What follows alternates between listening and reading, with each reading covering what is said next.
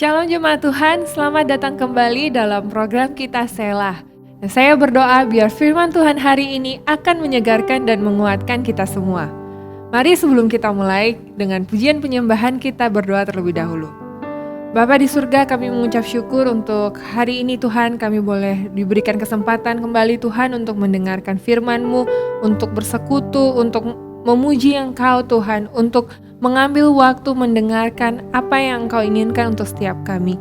Terima kasih Tuhan, kami bersyukur dan kami serahkan Tuhan waktu-waktu ke depan ke dalam tangan-Mu, biar hanya Engkau Tuhan yang berbicara dan dimuliakan di dalam hidup kami. Di dalam nama Tuhan Yesus kami berdoa. Amin.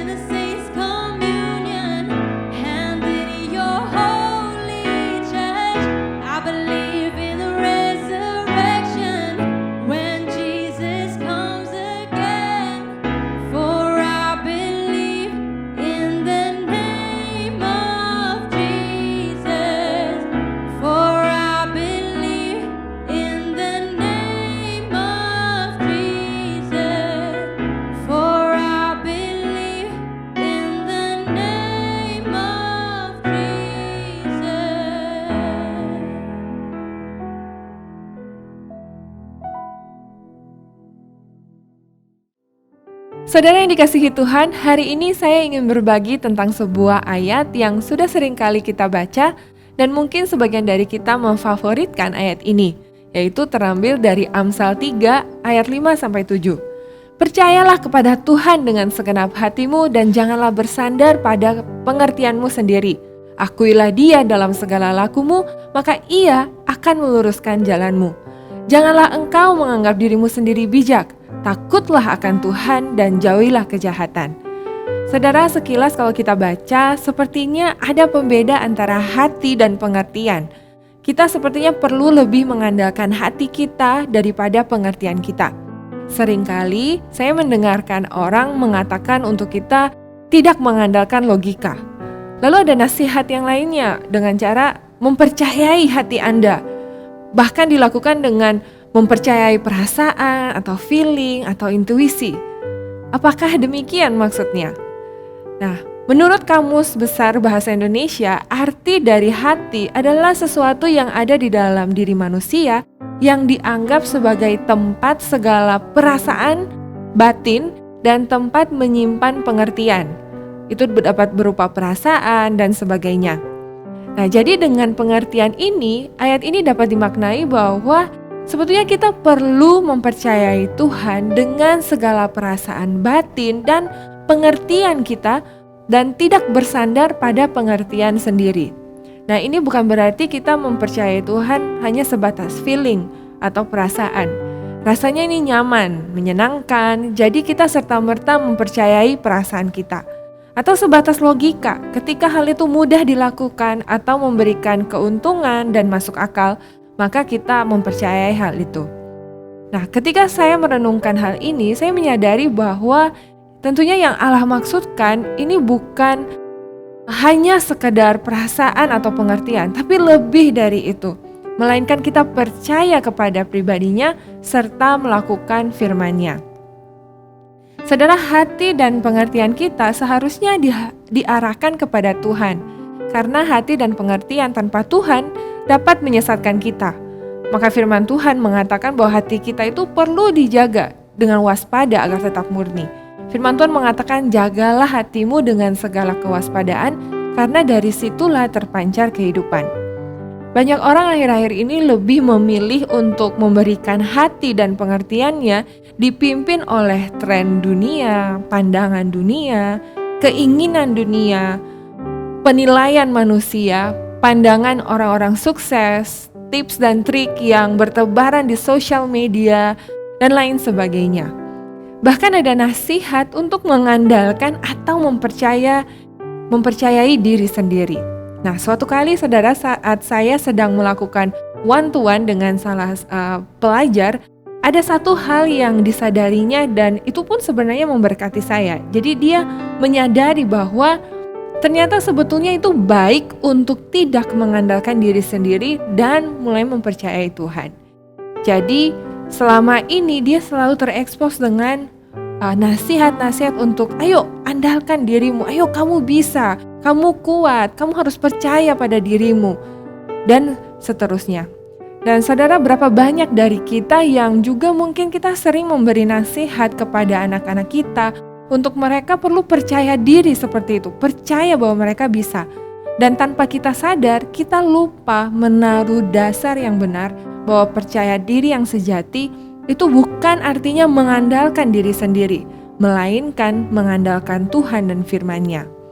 Ya, kita perlu confident, kita perlu yakin, tapi kita menaruh dasar bahwa keyakinan kita itu bukan terletak pada berbagai pandangan manusia maupun keadaan yang sebetulnya dapat berubah, melainkan pada firman Tuhan yang tidak berubah.